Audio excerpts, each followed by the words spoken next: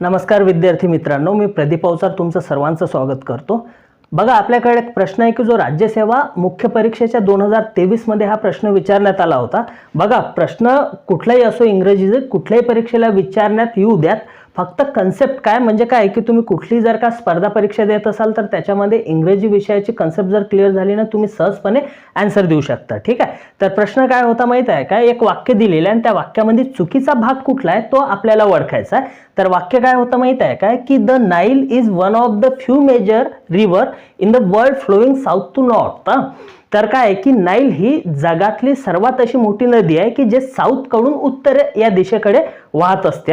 जेव्हा तुम्ही पहिल्यांदा हा प्रश्न वाचताना तर तुम्हाला व्याकरणीय दृष्ट्या ग्रॅमॅटिकल हे सेंटेन्स परफेक्ट म्हणजे काय एकदम बरोबर वाटते, तरी सुद्धा आपण एक एक शब्द बघू म्हणजे चूक काय वाक्यामध्ये। आता बघा, लक्ष द्या, तर काय म्हटलेलं आहे द नाईल।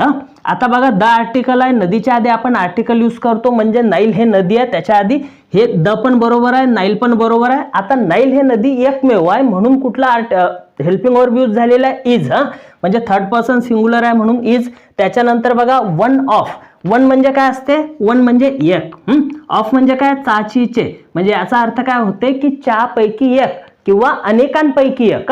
मग जर का वन असेल म्हणजे एक आणि ऑफ म्हणजे चाचीचे अनेकांपैकी एक किंवा चापैकी एक, तर त्याच्यानंतर येणारं नाउन कसं असायला पाहिजे, तर हे सिंग्युलर म्हणजे सॉरी अनेकवचनी असायला पाहिजे। मग इथं बघा बरं, हे बघा, हे वन ऑफ हे फ्रेज आहे, त्याच्यानंतर द आहे, फ्यू आहे, मेजर आहे, हे रिव्हर आहे। आता हे जे नाउन आहे ना, तर हे कुठलं आहे माहिती आहे का, सिंग्युलर आहे। तर आपल्याला काय पाहिजे कन्सेप्ट की जर का वन ऑफ असेल तर कुठलं नाउन असेल किंवा प्रोनाउन असेल तर ते नेहमी काय असायला पाहिजे माहिती आहे का, हे प्लुरल असायला पाहिजे।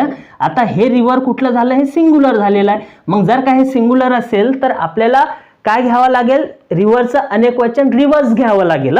म्हणजे इथं आपल्याला समजते काय माहिती आहे का, बघा हा पहिला भाग काय होता, द नाईल इज, इथपर्यंत हे बरोबर होतं ग्रॅमॅटिकल।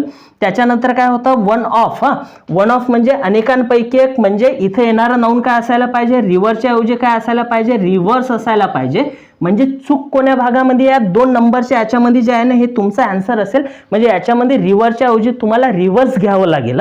आणि बाकीचं फ्लोविंग साऊथ टू नॉर्थ याच्यामध्ये तर काही एरर नाही आहे, म्हणजे तुमचा आन्सर कुठला असायला पाहिजे, 2 नंबरचं वाक्य जे आहे ना याच्यामध्ये तुमचं एरर असायला पाहिजे वन ऑफ जे हे फ्रेज आहे, तर याच्यानंतर येणारं नाउन किंवा प्रोनाउन हे नेहमी अनेक वचन असते, ते अनेक वचन असलं तरच ग्रॅमॅटिकल ते वाक्य बरोबर आहे, अन्यथा ते वाक्य चुकीचं आहे। म्हणून आपलं उत्तर हे 2 नंबरचं ऑप्शन असणार आहे। ठीक आहे, बघा विद्यार्थी मित्रांनो, कन्सेप्ट सोपी आहे, फक्त समजून घ्या, उत्तर ऑटोमॅटिक जे आहे ना तुम्हाला बरोबर सापडणार आहे। व्हिडिओ आवडला तर लाईक करा, शेअर करा, मित्रांना